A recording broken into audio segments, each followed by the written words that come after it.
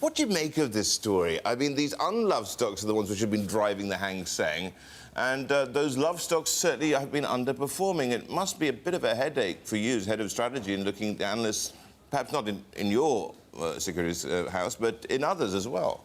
We look at this very closely. I think broadly what we're seeing is that we're having a bull market rally. A lot of these stocks are not owned. The macros say things are improving, inflation coming back, and any kind of positive news on these stocks, they tend to rally. So it makes actually a lot of sense. Yeah. Now, let's just look at this, because I think we've got a chart here as well, 2746, BTV 2746, which actually shows this too. Now, does this go on? I mean, there we go. They've all come from behind here as well. But does it also indicate the sort of bullish spirit with the way that China's being looked at? Because I think you've gone overweight, haven't you? Yeah, and what we do is we look at the economy very closely, and the economy clearly is improving, and it's on very positive momentum. Credit is actually very high. We just had the MPC, so this is carrying the market along with it, and then it's now pulling all the stocks along with it, especially the unloved stocks that no one's watching, and the smaller cap stocks, they haven't rallied as much, so people are really start looking where the laggards are at. Francis, it was CLSA, I should say, just a few months ago that came out with, a pretty stark report about shadow banking and the nature of the banking industry in China and the risks that we're seeing in rising leverage and off-balance sheet growth. Has that view changed going into this year, and how does that kind of feature in how you feel about Chinese assets? Well, that view hasn't really changed. China has a problem with its banking system. What has really surprised us is that now the leadership has put a priority working out bad debts and actually regulating shadow financing much more aggressively than I would have thought. So they've been quite responsive, not so necessary to us, but to the broader concerns of bad debt in China. And what you have seen, because commodity prices have risen, and that's where all the bad debt is, actually NPL ratios are starting to trend downward. So things are actually improving at the margin because of the robustness of the economy. Right, but right now you're seeing some signs that commodity prices are starting to fall over a bit. Has that window for them to be able to deal with these issues, these very deeply entrenched systemic issues, is that window closing? I don't really think so. If you look at the economy, obviously it's improving. That's good for commodity prices. And secondarily, they actually saw supporting certain commodities. For sure, coal has a target price range. So I suspect they would like to keep commodity prices at an elevated level, partially from market and partially from capacity cuts. And that's going to help with the bad debt system in the banking. We've got, of course, the big event this year is the election of the chief executive. Now, what are the implications market-wise and strategically speaking? I think you've got a note out saying that it could inadvertently, a new CE could inadvertently have a serious impact on the housing market. No, both chief executive candidates have talked about housing. This is a big topic in Hong Kong, given the high property prices. Both of them essentially wants to do is subsidize low-end buyers into the housing market, giving them subsidies of some type.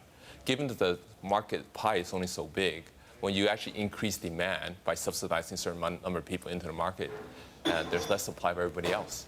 So the problem is the supply is very tight. They've got to build, haven't they? They have a problem, a supply problem. So you push more people in the market, you subsidize them, prices could go up. What are the other implications here as well when you look at all this? So there's a political angle, like Article 23 and the electoral reform. But I think neither one of them is going to push it very hard because both of these issues have caused public protests in the past. There's a big budget surplus in Hong Kong. Not a lot of... But you'd think they'd have the imagination to do something with that budget surplus, such as perhaps build some social housing, some more social housing. I think they've thought about that. The problem is they're having trouble getting supply of land. I think Zhangjiang... Tons of land. A lot of it is country parks, a lot of it is helped by developers. They need some new thinking on that front. Yeah.